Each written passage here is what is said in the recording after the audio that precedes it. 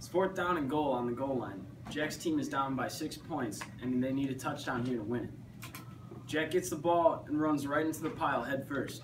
He pushes forward and scores a touchdown, winning the game. Lucky for Jack, his helmet helped disperse the blow to his head and save Jack from a concussion. But that wasn't always the story. How did we get to the helmet we all know and love? Well, in the early 1900s, helmets were optional and looked very different than what they do today. They were made of soft leather and didn't have a face mask. We jumped to the 1930s and 40s, which introduced the hard leather helmet, which gave the player more protection and more padding inside the helmet. There were also plastic helmets, but due to shortages of resources during World War II and considering that they would shatter on contact, they were banned from play. These hard leather helmets luckily were made mandatory in 1948, and that's also when we see the first emblem, when Los Angeles Rams fullback Fred Garrick painted the iconic Rams horns on his helmet. But yet again, these helmets offered little protection. In the 1950s, the padded plastic helmet was introduced along with the face mask. The first coach of the Cleveland's professional team, Paul Brown, which is the name of the team today, made the first face mask for his quarterback so he could stay in the game after taking a hit to the jaw, and they later realized he fractured it. By 1962, there was face masks on all helmets. These face masks were very different though. They were single bars or 2 bars at the most, and that was the common theory for basically up until the 80s. And by the 80s, the helmets started to look like what they do today. They were lighter, safer, and more stylish.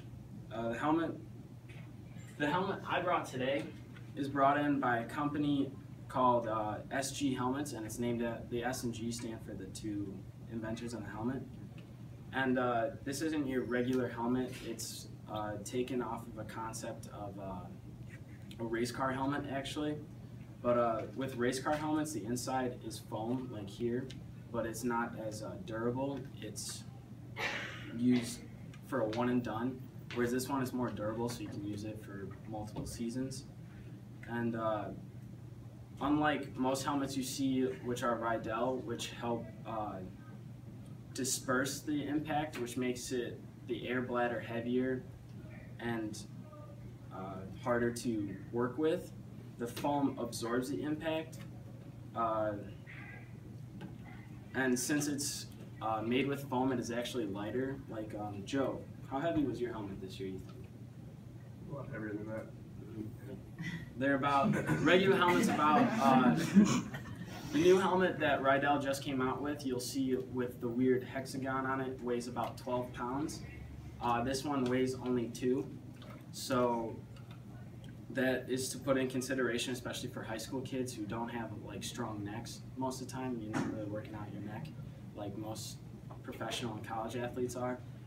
Where you get hit, that whiplash is going to take that momentum with you. So a 12-pound helmet on a 10-pound head is 22 pounds of force hitting the ground instead of a 2-pound helmet on a 10-pound head, which saves you from whiplash, which is a big cause of concussions now in high school and Little League.